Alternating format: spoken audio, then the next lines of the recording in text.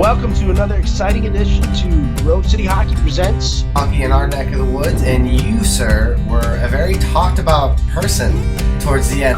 I'm a fifth-year senior, kind of. Well, it's my sixth year of college. Incredible. Hey guys, we want to say thank you to our sponsor, Cut Shield, for bringing you this episode. Make sure you check them out on the link below and use the promo code for 25% off your order. Used by all 32 NHL teams and players, Cut Shield is the premier protective player clothing designed by players for players. Their innovative cut-resistant clothing has prevented serious injury to numerous players, including over 30 NHL players. Cut Shield gives you the peace of mind to go out and play without worrying about injury. Use our promo code Grove City Hockey, all lowercase and no space, for an additional 25% off your order today.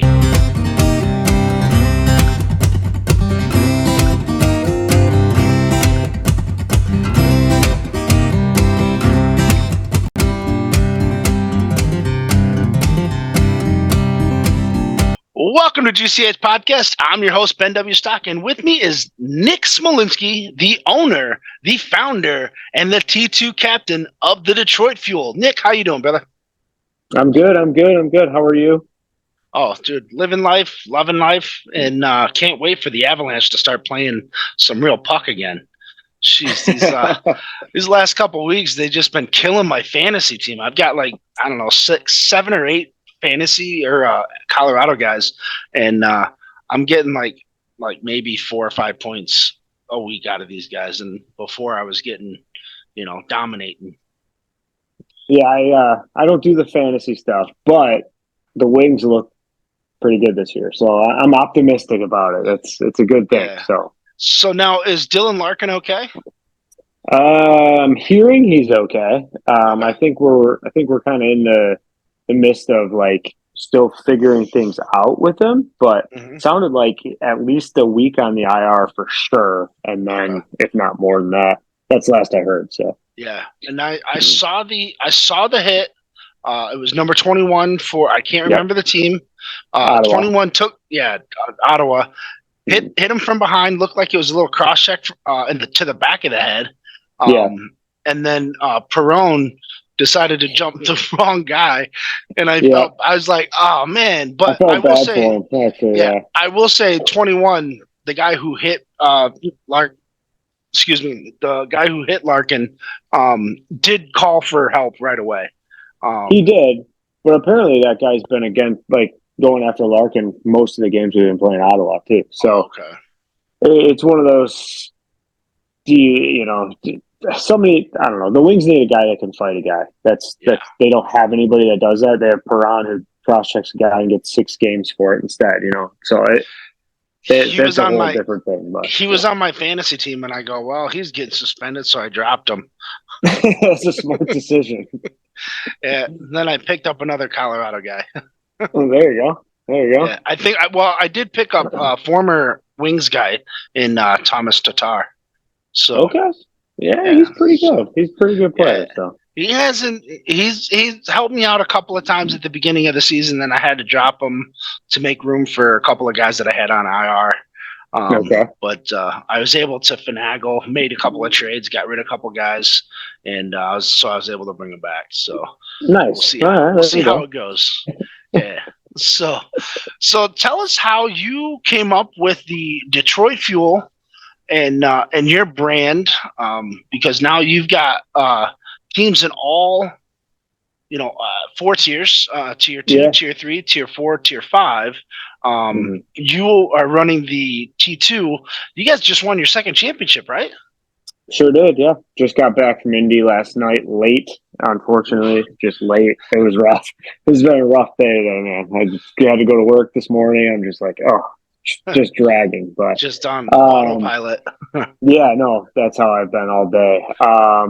We went 4-0 in both events. Took the championship in both events, so we're off to a good start for sure.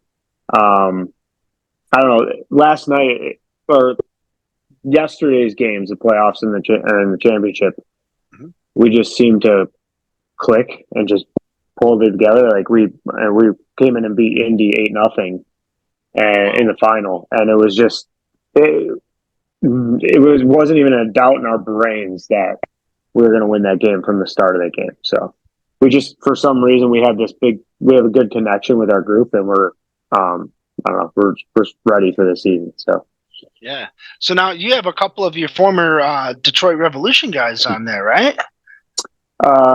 Yes. Well, I don't know. At least one. I know of one because I can never say his last name.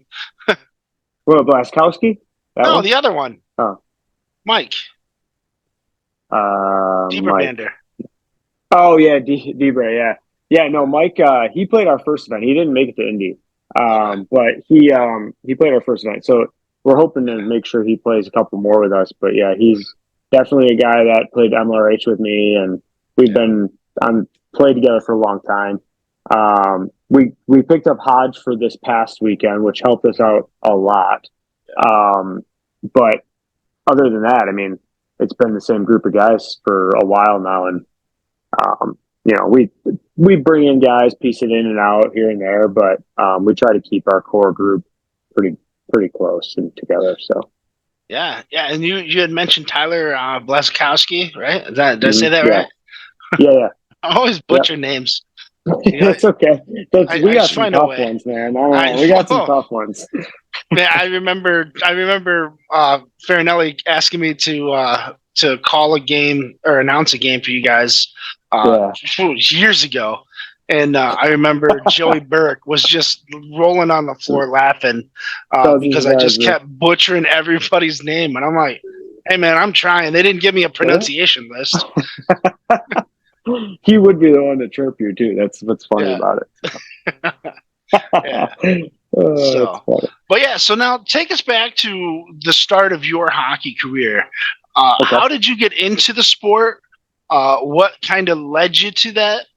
For me, it was a memory of my uncle, catching that puck, watching the K-Wings play.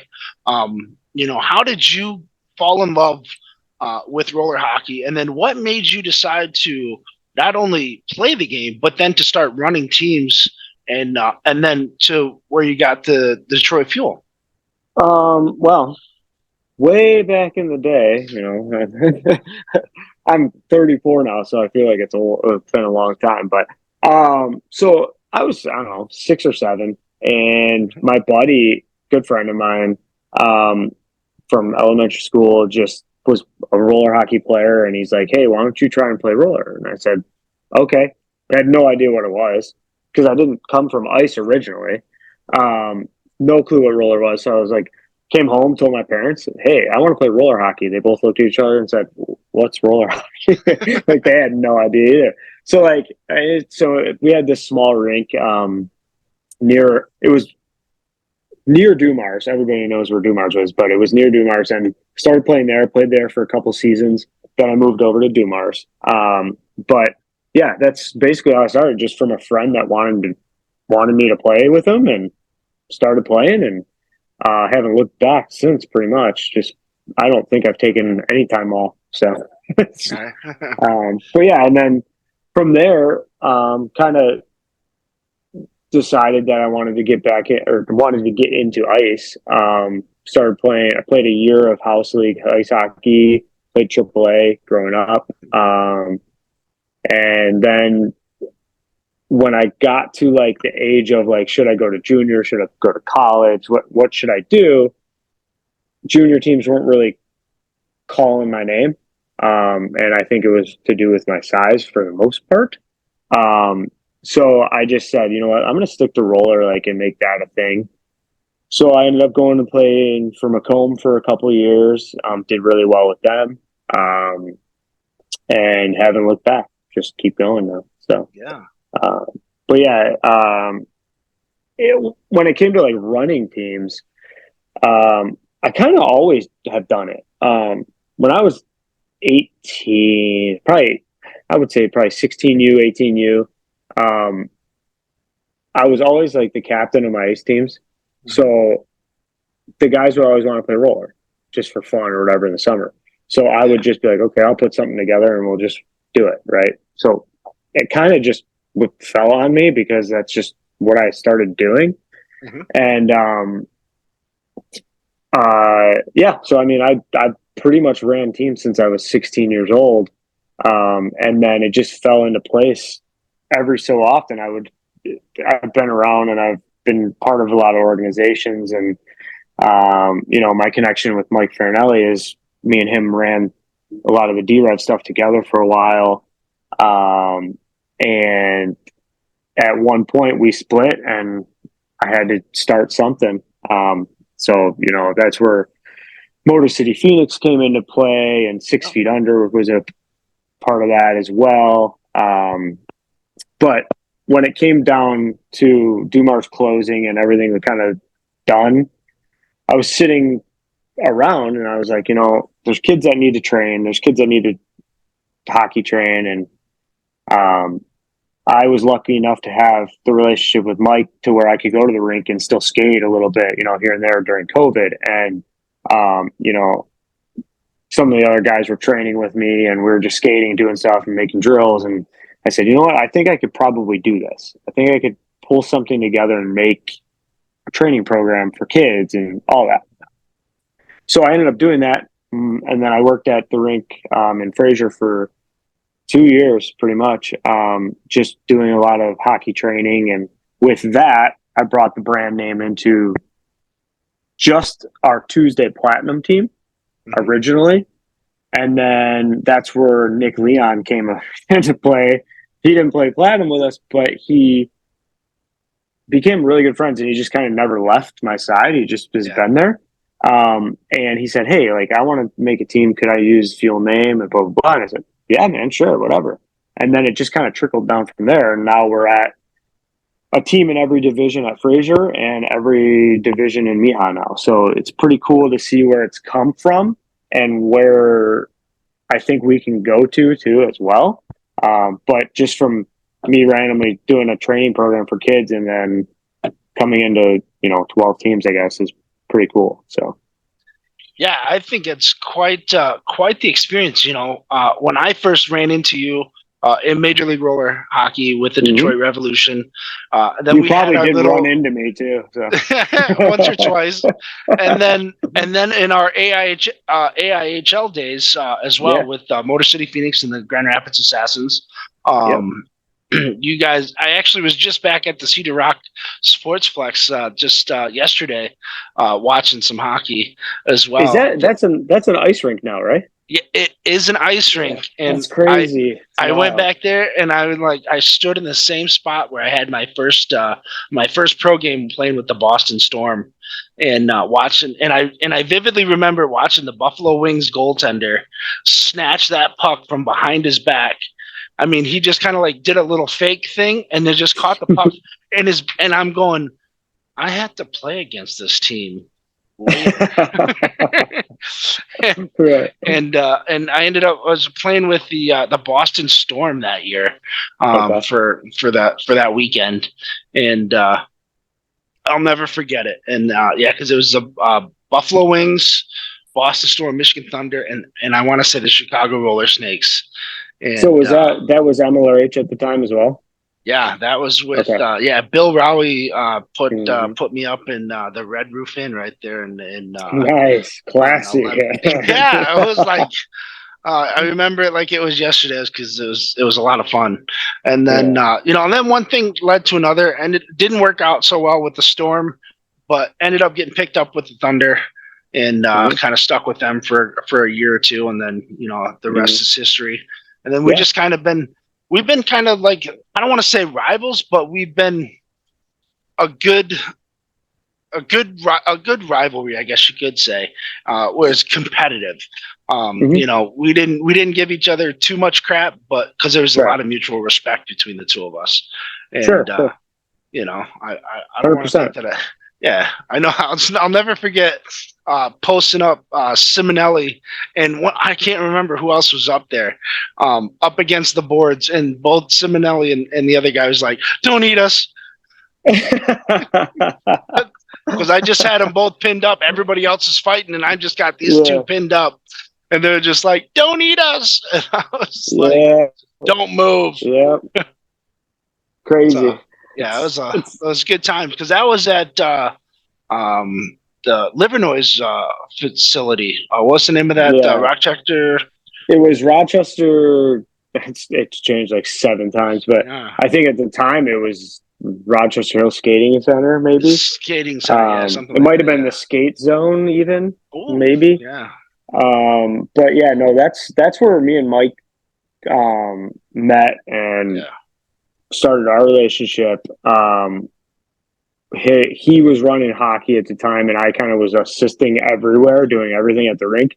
And then we both started running hockey there, and that's kind of where all of my management and things like that started, I guess, is really, really there. But yeah, that was I missed that rink. That rink was awesome. It was weird. It was a very nice weird rink. setup, but like we Hodge and I were just talking about how much we had such a hard time playing anywhere else because we loved that rink so much.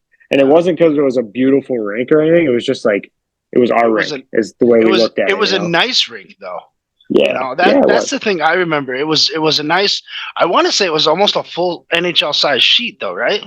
Or was it just And you had a spare off to the on the one side. Yeah, we had the practice rink on the side. Yep. And your fans could be all up above on the balcony. Mm-hmm. Your players were all underneath. It was really cool. I enjoyed. That was one of my favorite rinks. I will say that. Yeah, we loved it there. That was our home, man. We talk about all the time how much we all miss that place, but on to newer and better things, I suppose. Right. So. And speaking of newer and better things, with the announcement of Nasher's rink in Columbus, Ohio, that's going to be state of the art everything, and I'm actually kind of excited to see that. I might just try to make my return at that event. That's going to be the debut back, huh? Yeah. Why not? Why not? You know. Yeah, no. It looks like it's going to be pretty legit. I don't know how and this is me just because I don't know. I don't know what the Columbus inline market looks like, so I don't know how like big it'll be yet. Yeah, and roller's such a hit or miss thing where it might not be sustainable. Like in our area, it is because we had Dumars, so that kind of helped us. Yeah. And it's definitely helped Fraser out too in the long run. Like all those guys needed a place to go, and they were there for them, right? So, well, and it doesn't hurt that you have 3 rinks still within 20 minutes of each other, because you have the JCC, you have Fraser, and you have Taylor, all within driving distance, so you can hit the same market. So that way you can go, okay, hey guys, I'm going to play Monday nights over here. Then on Wednesday nights, I'm going to go play over here. And then on Saturday, I'm going to go hit up, the third rink, which makes it kind of nice. Yeah. Yeah. For us, we had some of my guys, at least, we had Josh Hill's rink and Mount Morris too. Yeah. But that one's no longer there. No more hockey there. But yeah, we had that even in our area, and that's probably around 40 minutes from me north. But it was still something to where if I was tired of the other rinks, I could go there. You know what I mean? Like had that option. So it's worth it, considering that I would drive an hour to play north when I was living down in Kalamazoo. I drive in south of Kalamazoo. I drive the 45 minutes up to Kalamazoo. And then Franny's even doing that, driving from Kalamazoo all the way up to Georgetown to play from time to time, or even at Rivertown at Sports when they were going before they closed down. And I mean, it's tough to find like a central hub, and it's terrible because Grand Rapids is the second largest city in the state of Michigan, and you can't find any roller hockey. Outside of Georgetown. So yeah, it's I've heard of rumblings of things trying to start out there, but nothing has hit yet from what it sounds like. So I can't imagine it won't happen because there's a market out there for it. It just somebody has to do it. You know what I mean? So. Yeah, and and I like you, I'm going, man, because I see ETAM's little training facility, dryland training center. I see John Shivo's little dryland. I don't want to say little, because they're nice facilities. But I'm going, man, that would be so cool to have that happen on this side of the state because nobody's doing it. You know, and it's just. I mean, like the market's there. I mean, you have, four hockey teams or, high school teams within driving distance from where I'm currently at. That doesn't even include the teams that are down in Holland, that could make a trip if you could just find a centralized area to really bring in these kids and make it worthwhile. So it's all about the numbers, trying to get the numbers to come in and that's the whole thing, right? You have to know what the market's like before you do something. And, I hope it works out for them in Columbus because I think it would be awesome for the sport to have another rink, at least in Ohio, because I think Cincinnati is the only one by the sounds the only one, right? That's what I thought. Yeah, okay. By the sounds of it. I mean, it would be nice to have another one in that area because they deserve it. They have a lot of roller in Ohio too. So it'd be good to see and it'd be great for the sport. So Ohio State University has a roller hockey team and they have to drive to Cincinnati to play, just to get anything going. Yeah. Right. Or they're practically practicing, in a basketball gym somewhere, which just makes it even more embarrassing. Right. It's like, yeah. I mean, I know roller hockey and basketball are fairly similar, as far as strategy goes, but to be able to practice on one court versus the other is not the same. Well, I don't know. It's I'm glad to see it and I hope it works out. It's I think he has a great name for himself, so I think that'll be a good thing for him anyway. People will just go and play there because he's part of it, right? But I don't know. We'll see what happens. It's one of those things that 5 years from now it might not be there with roller, so who knows? Yeah. Who knows? But at least we get a chance to see it. We get chance we'll get to experience to enjoy it. Yeah. And give it a chance to thrive, because it's one of those things where it might even turn into be like one of those specialty events, kind of like what the Wish Cup is down in Nashville, where it's just such a great facility that you cannot pass it up. Right. Have you been down there yet? No, I have not been down there yet. Like I said, when I officially retired in 2015, I didn't step foot into any rink until Ellenberger Park a couple years ago. So, yeah, that was that rink is something else. I'll tell you that much. They had made some major improvements, and so you got a chance to see those improvements this past weekend. I haven't seen them yet. From what I hear, it was rough before. So it was. From when I walked in, it was okay. I mean, it's roller, so you can't expect a ton, right? Because nobody's going to put that much money into it. But from what I saw, it was playable, and the floor was okay. Weird kind of floor though. Like it felt like it was slower than most. Like the puck wasn't moving as well. But it. And I think that's one thing with roller that sucks is it's never like with ice hockey, it's ice, right? Like it's gonna slide. Roller, this floor is different than this floor, and they have this floor, and it's wild. So you have to always adjust yourself. But I don't know. I didn't think it was the worst rink I've played in, and it was okay. Yeah. But I didn't even know there was a rink there, to be honest. I had no idea Indy had a rink. So. When I showed up there for the first time, I'm like, this is a community pool. Yeah, we were all really confused when we pulled in the parking lot. We didn't know what was going on. So, but once you walked in and you saw the rink, you were like, oh, this makes sense now. And so that's awesome. Yeah, apparently we talked to actually one of the people across the street. She was walking her dog, and she's like, "Hey, do you care if I go to the bathroom in here?" We're like, "No, yeah, go ahead. Like, we're from out of town. You can do whatever you want." Yeah. But that'll be $5. Yeah, I'm like, tip us on the way out. No, she goes, yeah, or we're like, we're here for a roller hockey tournament. She goes, roller hockey?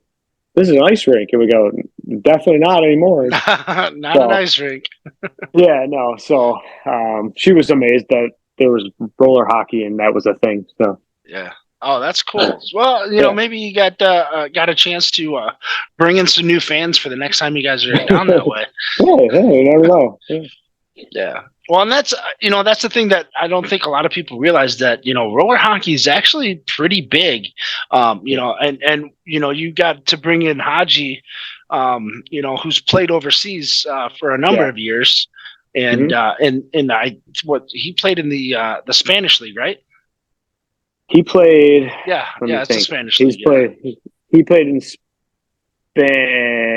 He played in France. Spain and France. France and Italy. France and Italy. Italy. Yeah. Yep. Yeah. All right, that's right. Yeah.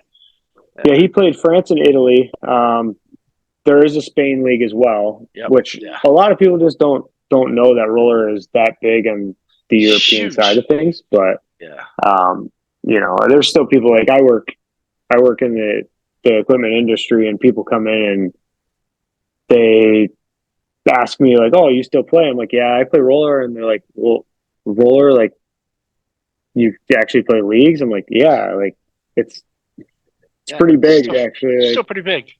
Yeah, still pretty big. Like, I played college, and there's pro roller, and it's I still travel in the summer to do tournaments. Like, it's pretty big. Probably more big than your kid's house ice team he's on. So I don't know. It's like so. But it's funny, like, you still have these people they're clueless about the sport, and it all goes back around to like the Olympics, right? If it was in the Olympics, I think it would make a huge difference. Huge. There's some sports that got added to the Olympics this year too that are just outrageous, and it's like, how does roller hockey not get put in? I know. Like, I think lacrosse is in it this year. I've heard lacrosse game, badminton was added. Well, I think badminton was in it before, and then they got removed, and then and now it's back. They're bringing it back, which, okay, I guess it's entertaining, but it's like I'm pretty sure I'd want to watch a roller match instead. Oh, for sure. But I think we're a little biased, though. Yeah, but you can't tell me that these people are going to watch. I don't know. I guess my thing is like watch somebody track and field over watching the roller hockey game, or it's more entertaining, I think, in terms of the sports you can have in there. So absolutely, and and then not only that, but then you have those teams from Taiwan, Chinese Taipei. Those guys dominated at the World Juniors. Africa has got some killer teams coming up. Namibia is one of them. And if you ever get a chance to put a team together to go to the Africa Cup in Namibia, do it. That facility is by far that'll be your best facility you ever go to. Really? Okay, that's cool. Yeah, hands that's down. Cool. That would be a cool experience. So it would be, and the flights are reasonable. The food and the accommodations, everything is right there on the Atlantic coast. So you'll have so much fun, and you won't regret it. Yeah, it's something I always wanted to do. Go somewhere like that and play, and there's a couple other places too. I would love to go overseas and play in Europe for a little bit just to get the experience. But I had opportunities, and it just never worked out the way I wanted it to, and but it would be a cool experience. Take me through some MIHA events. You've got two more events to go. Which two events are you going to be doing? And which teams are you looking forward to playing against? Which teams are you looking you're looking forward to playing against, but not until the finals? Let's put it that way. I mean, obviously, so we're Haji and the Smoke, you know. Well, I love playing against them. That's fun. It's always fun to play against guys you know. But like we said this weekend, there was matchups that were going on, and we were talking about like who we wanted to win or whatever. And it had nothing to do with like we can beat this team more or whatever. It was more or less we just want to play new teams all the time. Yeah. Like we're tired of like seeing the same teams and playing the same teams, and so like. Honestly, we have Taylor again, I think in January, and then we have Pittsburgh in March. And if I could play 4 brand new teams, I'd be happy. Like, I don't care. Just give me new teams because we just want to see new faces, new teams all the time. When you see new faces and new teams, it's great for the sport because you're not facing the same people all the time, right? So that's what we want. We don't care who they are.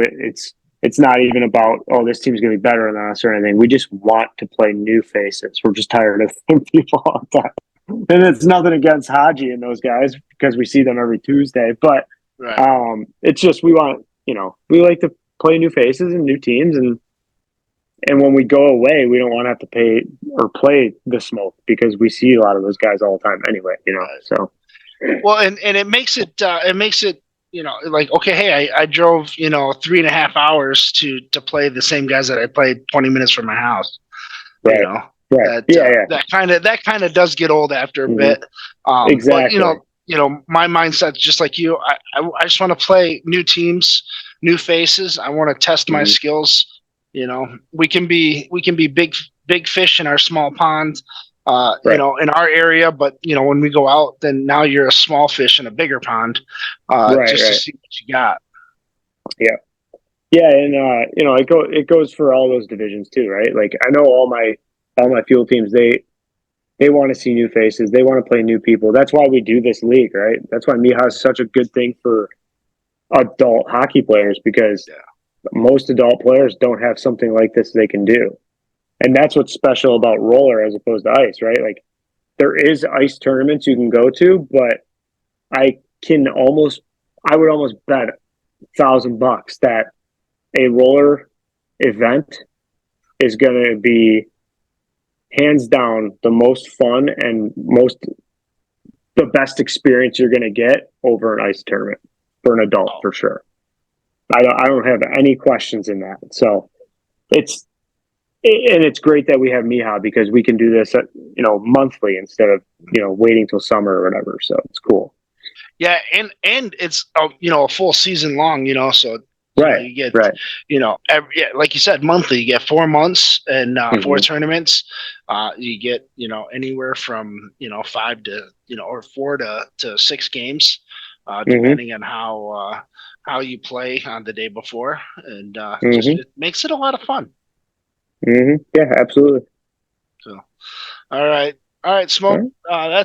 That's gonna do it for this episode of GCH Podcast. I'm your host Ben W. Stock, Nick Smolinski of the Detroit Fuel.